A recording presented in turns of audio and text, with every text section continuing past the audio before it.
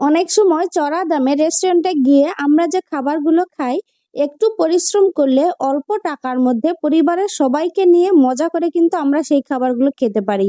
অনেক সময় দেখা যায় আমরা টিভিতে বা মোবাইলের স্ক্রিনে দেশি বিদেশি রান্না অনেক রকমের দেখে আমরা খাবারের জন্য খুবই আগ্রহী হই, কিন্তু আমরা সেটা ঘরে তৈরি করতে পারি না বলেই রেস্টুরেন্টে যাই। তো আজ আমি আপনাদের সাথে শিখাবো কিভাবে রেস্টুরেন্টের মতো ঘরে তৈরি করে নেওয়া যায় Korean green chilli with chicken recipe. তার জন্য আমি এখানে মুরগির বুকের পাট নিয়েছি। এটাকে আমি হাড় ছেড়ে নিব, মাংসটাকে নিতে হবে শুধু। আর এই রেসিপি খুবই সহজ, আপনারা অবশ্যই একবার বাসায় ট্রাই করবেন। আশা করছি আপনাদের অনেক ভালো লাগবে।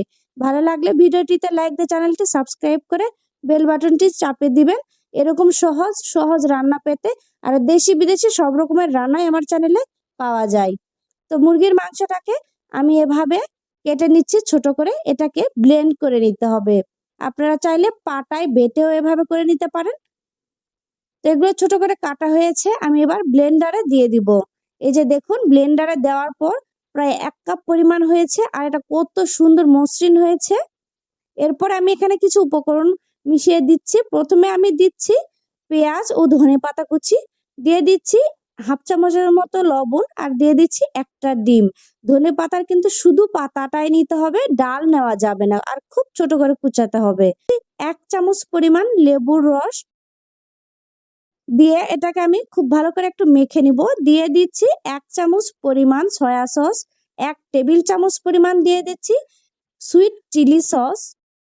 এরপর দিয়ে দিচ্ছি আমি 1 চামচ পরিমাণ ওয়েস্টার সস, দিয়ে দিচ্ছি 2 চামচ পরিমাণ রান্না করা তেল, মানে সয়াবিন তেল। দিয়ে এটাকে আমি খুব ভালো করে একটু মেখে নিব। এরপর আমি দিয়ে দিচ্ছি কর্নফ্লাওয়ার 1 টেবিল চামচ পরিমাণ। কর্নফ্লাওয়ার দিলে এটার গ্রেভিনেসটা একটু ভালো আসে, এটা বেশ সুন্দর ঘন হয়ে যায়। ডিম দেওয়ার কারণে যেহেতু একটু নরম হয়েছে, আর কর্নফ্লাওয়ার দেওয়ার কারণে এটা একটু ঘন হয়ে আসবে। এরপর আমি দিয়ে দিচ্ছি গোলমরিচ গুঁড়ো 1/2 চামচ পরিমাণ।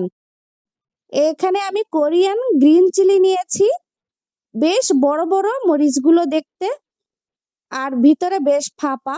ভিতরে এভাবে কেটে নিয়ে আমি এর ভিতর থেকে বিচিগুলো বের করে নিব সম্পূর্ণই। সুপার সবগুলোতে এই মরিচ সহ যত রকমের এখানে উপকরণ ব্যবহার করেছি সবগুলোই খুব সহজেই পাওয়া যায়। তো এভাবে মরিচের ভিতর থেকে বিচি সহ সবগুলোকে আমি খুব ভালো করে বের করে নিচ্ছি। এবার আমি যে পুর সুন্দরভাবে মেখে রেখেছিলাম, এই পুরটাকে এই মরিচের ভিতরে দিয়ে দিব।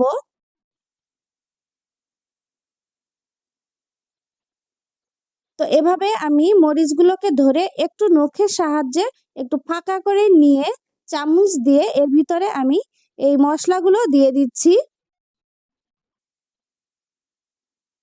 এই রেসিপিটি খুবই সহজ, খুব সহজে তৈরি করা যায় এবং খেতে খুবই ভালো লাগে। আপনারা বাসায় অবশ্যই একটু ট্রাই করবেন, দেখবেন ছোট বাচ্চারা রেস্টুরেন্টে আর খেতে যেতে চাবে না। আপনি যদি এভাবে বাসায় বাচ্চাদের এভাবে রেসিপি তৈরি করে দেন, তাহলে বাচ্চারা কিন্তু ঘরেই আপনার এই খাবারগুলো খেয়ে খুব খুশি হবে। তো এভাবে 4টা মরিচের মধ্যেই আমি এই পুরগুলো দিয়ে দিচ্ছি। মরিচগুলো কিন্তু ঝালে খুবই, মানে অল্প ঝাল এগুলাতে। সাধারণত আমাদের বাংলাদেশের মতো এরকম ঝাল নয় মরিচগুলোতে। তো সব পুর ভরানো হয়েছে। এরপর আমি একটু সস তৈরি করে নিব। প্রথমে দিয়ে দিচ্ছি 1 টেবিল চামচ ওয়েস্টার সস, দিয়ে দিচ্ছি 1 টেবিল চামচ, দিয়ে দিচ্ছি সয়া সস, 1/2 চামচ আদা বাটা, 1/2 চামচ রসুন বাটা। এরপর 1 টেবিল চামচ পরিমাণ দিয়ে দিচ্ছি কর্নফ্লাওয়ার, আর 1/2 কাপ পানি দিয়ে এটাকে খুব ভালো করে গুলিয়ে নিতে হবে।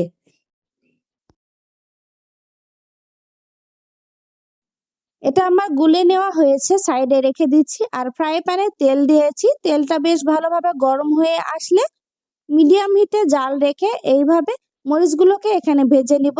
তো প্রথমে কাটা দিকটা উপর করে দিতে হবে, যেন এটার নিচের দিকে তাপ পেয়ে এই ভিতর থেকে মাংসগুলো বের হয়ে না আসে।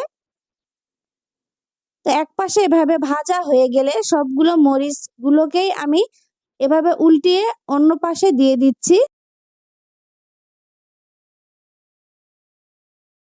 কোরিয়ানরা বা চাইনিজরা সাধারণত এটাকে ভাত দিয়ে খায়, তো আমার এটা শুধু শুধু খেতেই খুব মজা লেগেছে। আপনারা ট্রাই করবেন। মিডিয়াম টু লো হিটে এই মরিচগুলো চারিপাশে খুব ভালো করে ভেজে নিতে হবে। মরিচগুলো বেশ ভালোভাবে ভাজা হয়েছে। এ সময় মরিচের এই ভাজা খুব সুন্দর একটা ফ্লেভার এসেছে। আর এই যে গুলে রাখা যে বেটারগুলো রেখেছিলাম এগুলো আমি এর সাথে দিয়ে দিচ্ছি। এগুলো দিয়ে আমি খুব ভালো করে একটু নেড়েচেড়ে নিচ্ছি।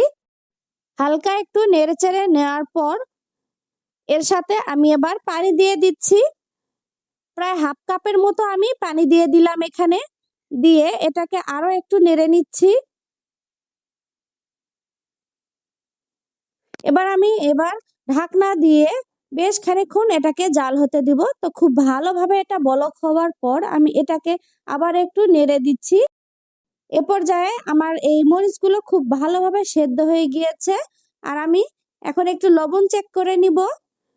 তো একটু লবণ দিতে হবে, তাই আমি একটু পরিমাণ মতো লবণ দিয়ে দিলাম। এবার আমি টমেটো সস দিয়ে দিচ্ছি 1 টেবিল চামচ, সুইট চিলি সস দিয়ে দিচ্ছি 1 টেবিল চামচ, মরিচের গুঁড়া দিচ্ছি 1 চামচ আর সামান্য একটু ধনেপাতা কুচি দিয়ে এটাকে খুব ভালো করে জাল করে নেব। আমার বাকি উপকরণগুলো দেওয়ার ভিডিওটি স্কিপ হয়েছে, তবে উপকরণ সবগুলো আমি লিখে দিয়েছি। আপনারা উপকরণ ঠিক রেখে তৈরি করে নেবেন। তো আজকের মতো বিদায় নিচ্ছি। আল্লাহ হাফেজ।